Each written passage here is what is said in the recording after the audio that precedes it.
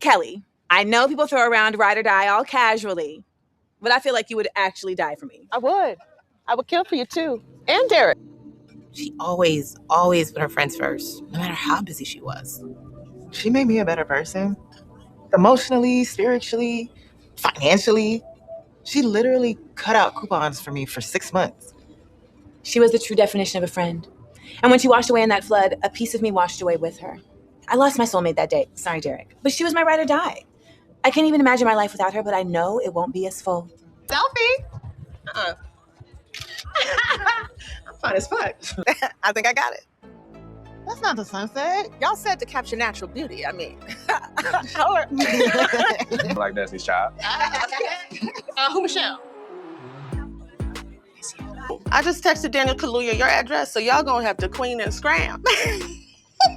Gal was right there, girl. Bitch, shut the fuck up! We love you, Kelli Prenny, and you will always live with us forever.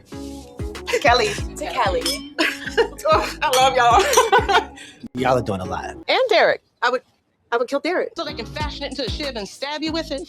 Okay, this is gonna be tough. I'm gonna need one of y'all to wipe me. Happy Halloween. Oh, happy birthday. Happy birthday, girl. Love y'all. I mean, look at us. 30, single, black, out here thriving. Looking like all three Jennifer Hudson. 1, 2. Shit! All my sex ghosts are in this graveyard. I ain't afraid of no ghosts. Fuck you, Quantrill. She's in jail now. I framed her. I was still right. So y'all are like pen pals? Renee, cool. Come to the after party in apartment number 5. It's gonna be nasty. How nasty? Shake your body, don't stop, don't miss. All you ladies pop your like this. What's a condom on when you're giving a blowjob? Like eat the popsicle with the wrap on. You know, but I only for ladies protection. No, condoms are important. Keep dick safe. You and you thick. What's your name? Kelly, but I don't talk to grown men who wear limited colors of bang. Today I want to talk to you about the world's hottest pepper, the Carolina Reaper. What is wrong with her? Kelli, what's wrong with you? What? Okay, don't be mad. So I took an edible. The fuck, Kelli? You couldn't wait. It's not my fault. I timed it out perfectly. Blame Molly. Kelli, I thought you didn't want kids. I didn't. But then when I died, You didn't die. Let her have this. when I died, I started asking Preguntas, like, do I want kids? And then I realized, I don't want just any nigga's kids. I want this nigga's kids. She had the best stanky leg and always carried a purse. Who would remember that and why? I'm missing the point, as always. Every time I do a joke to y'all. Hey, shit changed, bitch. Okay. Kelli Prenny, 1/4 of the main friend group depicted on Insecure. Kelli is hands down my favorite character on the show, not just because she's funny, but because she's just a live out loud type of personality. Now, she's portrayed by Natasha Rothwell, a talented, creative force in Hollywood. She is not only very funny and a great writer and an actress, but she can depict this character with precision, even though it's nothing like her. This is her really showing off her acting chops so well that I thought this was just who she was. Kind of like comedians who always just portray themselves. I thought that's what was happening here until I saw her in White Lotus. And then I saw her in her own show. I was like, holy crap, she has range. And then I watched a bunch of her interviews and I was like, oh my God. This woman not only has range, but she's nothing like Kelli. She just portrayed her so realistically. So anyway, let me stop gushing over Natasha Rothwell. Y'all did not come here to talk about Natasha. Y'all came here to talk about Kelli Prenny.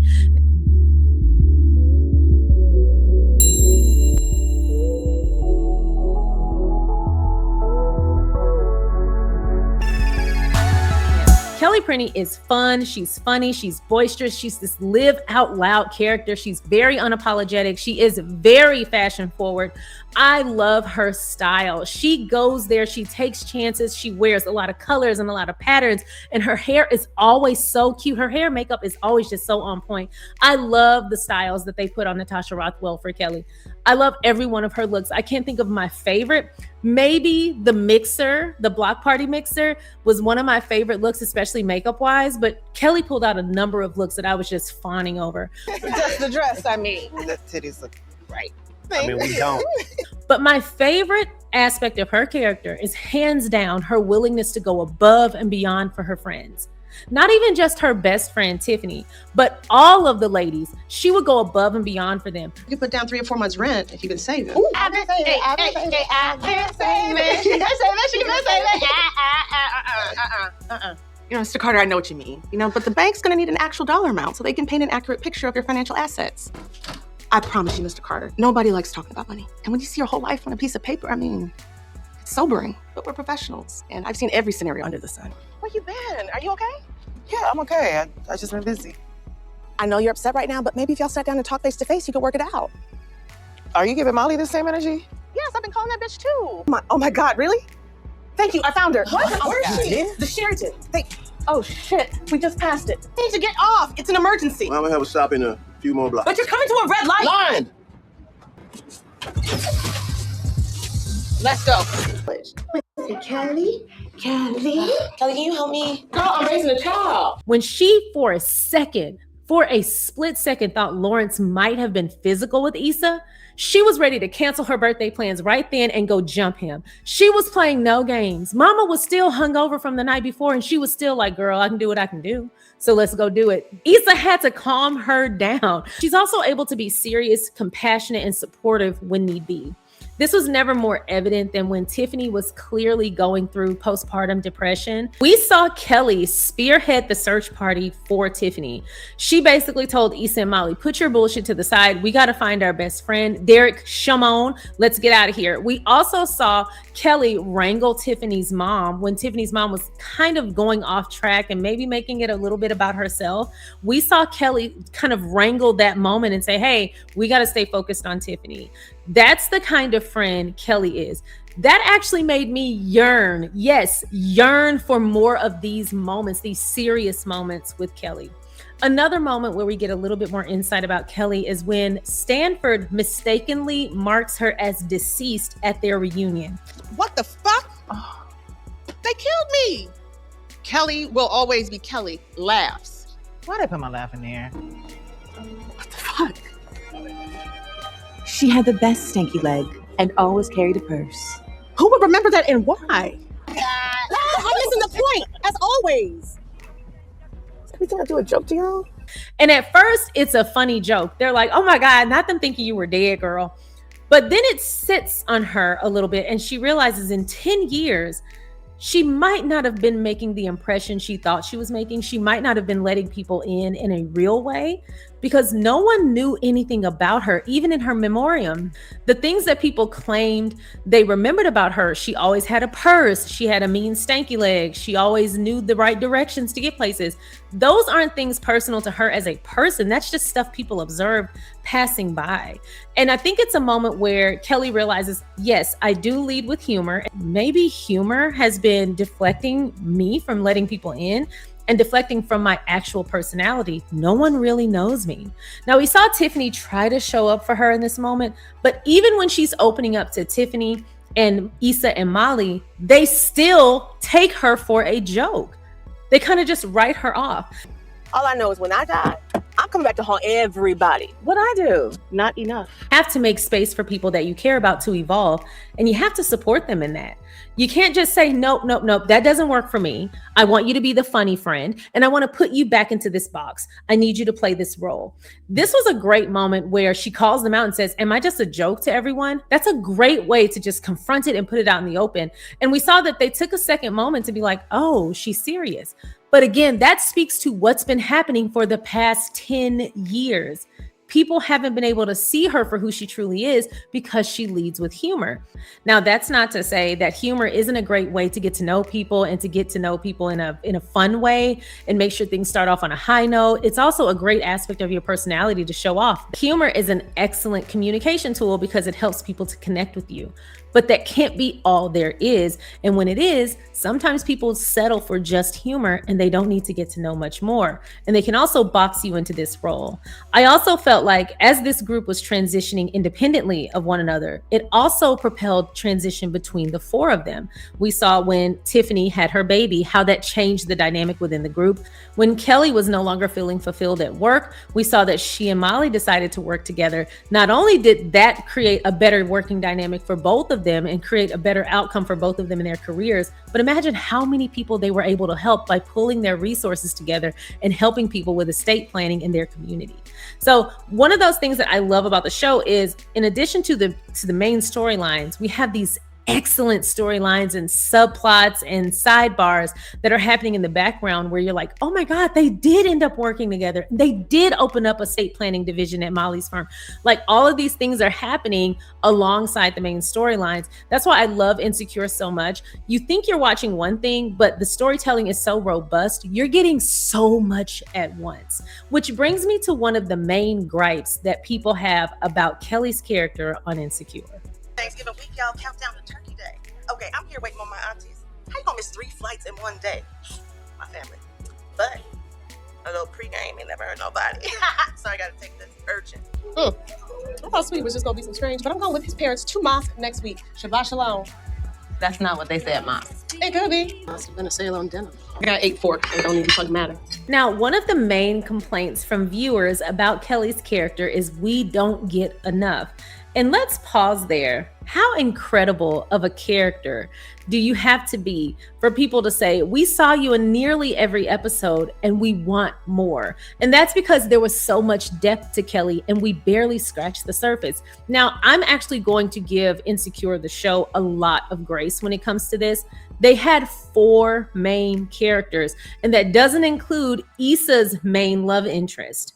And then, of course, Molly's main love interest would often become one of the main characters covered for the episodes that they were around, like Torian and Andrew. And so there's only so much time to cover so much about each character in 30 minutes and between 8 to 10 episodes per season. You're asking for, and I'm speaking to myself as well, you're asking for a lot of adjustment and tweaking in order to cover so much material about 4 main ladies and their main love interests. Now, I do think there is a way for it to be done, but I'm going to be real. You're never going to please everybody. We got what we got. And I will say, although it wasn't nearly enough for me, that's also because she's my favorite character, I do feel like we got a lot and we got more than enough to really get a grasp on Kelly's character. Now, I wish we had been able to focus on her in-game love interest a little bit more to kind of see how they meshed well. Like, did they get along? Did they get along well with Derek and Tiffany? Were they able to double date? How did those relationships start to intertwine? What was their relationship like when they had a baby? And how was their relationship with their baby like with Simone? They could get married. Simone could be the older woman. When I died, I started asking Preguntas, like, do I want kids? And then I realized, I don't want just any nigga's kids. I want this nigga's kids. Oh, you guys are really beautiful. I would have loved a little bit more focus on Tiffany and Kelly as their lives evolved down the line. But again, we only had so much time. But I do think there's a lot of room for assumption because in the last episode, in the series finale, we were able to touch on several aspects of everyone's lives evolving, and we can draw our own conclusions. I've seen the complaint about Kelly being the stereotypical funny fat friend. And I know that that trope exists. I do feel like Kelly was a lot more than that. She wasn't just like the Cole Brown of the show. She had her own experiences. There were moments where she was able to show up in a serious way. When Kelly had issues with Tiffany's life changing, i.e. having a baby, we saw Kelly have adjustment issues with that, as one would. As she's moving down the line of priority in her best friend's life, who's probably her first priority at that time, she doesn't know what to do with herself, and she does act out. She had moments where she could have communicated to Tiffany what her fears were and how she was feeling, but instead she decided to be passive aggressive. We saw moments where she challenged Tiffany.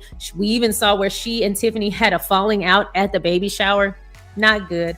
But everyone has insecurities on this show, and this was one of Kelly's. Change is hard. Amen to that. I mean, I love my baby. Do I love not fitting any of my clothes? No. Do I love that y'all have a group chat without me? No. Came here to have a good fucking time and celebrate Tiffany. And the baby. No, not the fucking baby, Tiffany, just you. The table only has room for one signature to... So you're saying no to Gladys Knight's cupcakes. You better midnight train these motherfuckers to the table. Kelly. Wow, is that the official cake? Nobody else should even try. Issa told me you can't read. I'm not trying to be selfish, but I'm losing my best friend to a goddamn baby. Why does that baby hit me? It doesn't hit you. It do, that baby do. None of y'all even offered to throw me a baby shower. As a matter of fact, Blair asked, and I held off hoping that one of you would, and you didn't. Okay, I agree. These bitches whack as fuck, but when I asked you, you said you had it handled. Blair asked to do it, and, she's a mother, so I just thought she'd be helpful. Because I don't have a baby, I couldn't do that for you. You still fighting pregnant bitches or? Oh, girl, no. Tiffany made her the godmother. Now, if she died, I gotta take the baby. We also saw her do the work to make it right. She was not going to let that relationship fail. She was going to do what was needed to be done to make things right with Tiffany. When me and Tiff let our shit sit too long, we almost didn't come back from it. Just don't force it, What happened when it happened, just keep being there for her. Like, what does she need right now? What makes her scared? What makes her hair grow? Is she a night walker? Is she a night talker? Do she still got both her big toes? Because I ain't never seen them, but I never looked. The point is, just give it time. So we saw so many different aspects of Kelli, not just the humor. I can understand why people felt like maybe in the first season, oh, she's just a funny fat friend. And that is a trope. That's not me calling her that. That's just the complaint I keep seeing about Kelli's character. Throughout the series, we see the show peel back the layers for Kelli and really expose different aspects of her personality and let us in. Now, another moment where we saw Kelli show up for one of her friends was Issa. When Issa was living with Daniel, she was in a moment of transition post Lawrence, and she was trying to get her own place. She lived with Daniel. I have a whole video about it. She meets with Kelli, who's an accountant, and they're discussing how Issa can get on her feet. Now, it's at this point that Kelli offers Issa a lot of perspectives. The basic credit tiers are excellent, good, poor, bad. This is Issa. It's all the way at the bottom. Look, long term, I could set you up with a credit counselor here, and I will help you plan out a budget. But right now, you don't have enough money to move out on your own. Damn, you're getting over. I mean, if Daniel let you stay a little longer, you should, just to save money. She basically is like, hey, Issa, this guy is letting you stay with no end point in mind. He's not charging you rent. You're not cooking. You're not cleaning. You might want to just show a little bit of gratitude for how much he's going above and beyond for you as a friend. Now, this is great advice. And we did see that Issa decided to turn around and actually contribute to Daniel's household, and it made things a lot better for the both of them. But something that confused me was outside of Molly, why didn't the other two ladies offer for Issa to stay even for a little while to just give her a break from Daniel's? I wondered that. Now, Issa did have other people she could have stayed with. We saw things fall apart when she was going to stay with her brother at first. We also know her mother lives in the area. We saw her visit her mom later. Why didn't she offer to stay there or opt to stay there? Some people don't have that kind of relationship with their parents, and I'm not going to judge you for that because shit, neither do I. But there were other places to stay than with your ex. Why in this moment, I wonder, did Kelli not say, hey, Issa, do you want to just stay with me for like 3 or 4 weeks and give him a break and maybe stay with Tiffany 3 or 4 weeks after that, maybe Molly 3 or 4 weeks after that? And that should be enough time to really put your resources together and get on your feet. I wonder why the other ladies didn't kind of show up with a little bit more enthusiasm and make Issa feel comfortable staying there. I just cannot imagine even a distant friend of mine saying, hey, I'm going to stay with someone that I used to date and I don't date anymore, and he's bringing girls over and I'm going to stay with him. I would be like, first of all, no, because that could be a domestic situation. That could become violent. A man who you used to sleep with bringing new girls to the house, how do we know he's not sleeping with a bunch of crazy girls who's going to get jealous that you're there? You need to be staying somewhere stable, somewhere safe. We also know that he sold green to make ends meet. You don't know what kind of characters he's inviting to his house. Stay over here. Like, I wouldn't have taken no for an answer. Now, I do understand not wanting people to stay at your house. So I do understand being reluctant, but there are things that I prioritize over my own personal feelings and inconveniences. And my friend being safe is way more important than a stain on my rug or a broken lamp. I'll just charge her when she leaves. But also, Issa didn't want to stay with anyone. She made it pretty clear. Like when Molly invited her, she was like, nope, not going to stay with you. We've been arguing about this lamp since 2005, blah, blah, blah. Baby, I would have just bought her a whole new box of lamps. I'm not about to be staying with my ex, but I think that was what Issa wanted for different reasons. We have a whole video on that. After that discussion, they're all going out to dinner, and it's then that Kelli is like, hey, Issa, I've been looking for apartments and this came through. So even after their meeting, she's still working on Issa's problem because she's a good friend. Oh, speaking of meeting places to stay, Issa, an apartment came through. It's in your budget. It's only got a half bath, but there's a YMCA up the block where you can shower after 6. Bam. Ooh, that sounds promising. Yeah, actually, I'm good. We also see her pack up Issa's apartment with Molly because she's a good friend, even with Tiffany not there. We see her hang out with the ladies without Tiffany a lot. We kind of just see Kelli being a friend to all. I would have loved to have seen way more moments where everyone was a friend to Kelli. She didn't have a lot of needs though. She wasn't a very high needs friend. I'll say that. Kelli kind of had her shit together. Now there's more than one way to have your shit together, but if I had to live the life of any of the ladies, it would probably be Kelli. Kelli was very self-sufficient. She was very fulfilled, and she didn't have a lot of longing, at least not from what we've seen. Now, again, she was very financially stable. She was independent. She had her own place, and she was living well. She had moved up in her career. She was at a very high level in her career at her accounting firm. She had her own office, her own assistant. So clearly she was doing well all before 30. She had money to donate to Issa's causes. She was always dressed really well. We saw that she had a very, very social life. She was at plays. She was going to mixers. She went to Kiss and Grind. Like, we saw her traveling, living well, all on her own. She never depended on another person. And we never really saw her have a main love interest, or at least not one that contributed to her lifestyle. That was all Kelli. She was also always dressed to the nines, hair, makeup, clothes. She was always on point. She was always ready to get up and go and have a good time. All of that she funded herself. We also saw her go for the LA Marathon. Although it didn't end well, we know that Kelli had goals personally and professionally. Her job wasn't her whole life, and a man wasn't even scratching the surface of priorities in her life. But she did have an active love life. We saw her date around. We saw her have moments of interesting experiences, like after Kiss and Grind at the restaurant.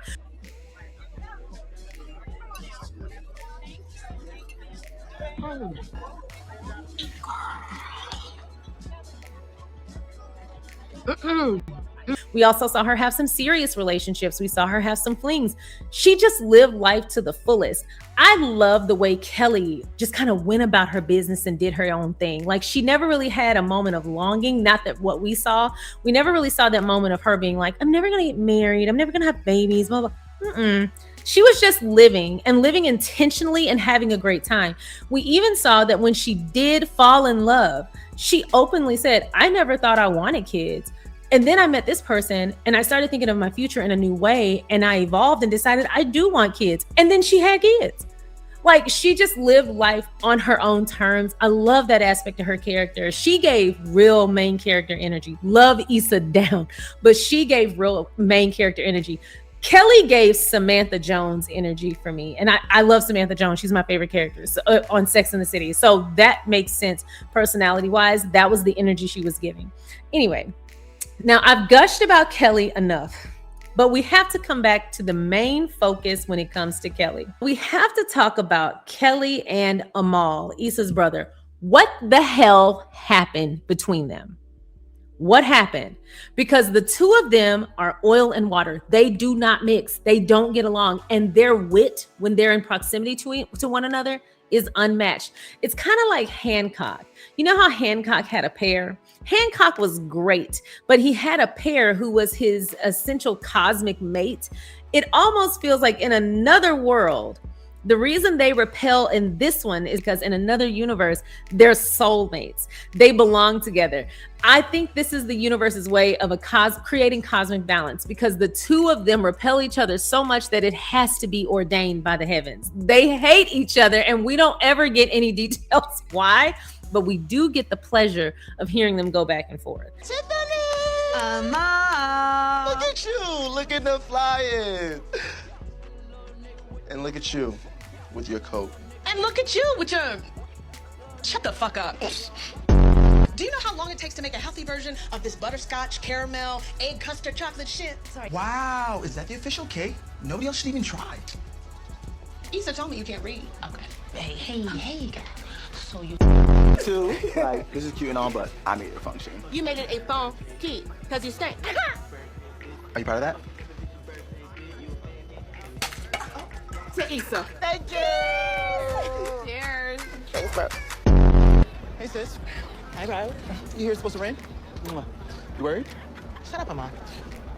What's up, Molly? Hey. Should we find our spots? Hello, Ahmal. I know, I saw you. And I saw your shirt. Hello to your shirt, not you. Okay, you guys look great. You're special. He is special, you are not. Have you know, thought about drowning yourself? Right after you. Can you pass the butter, please? We've been there. Butter, nigga.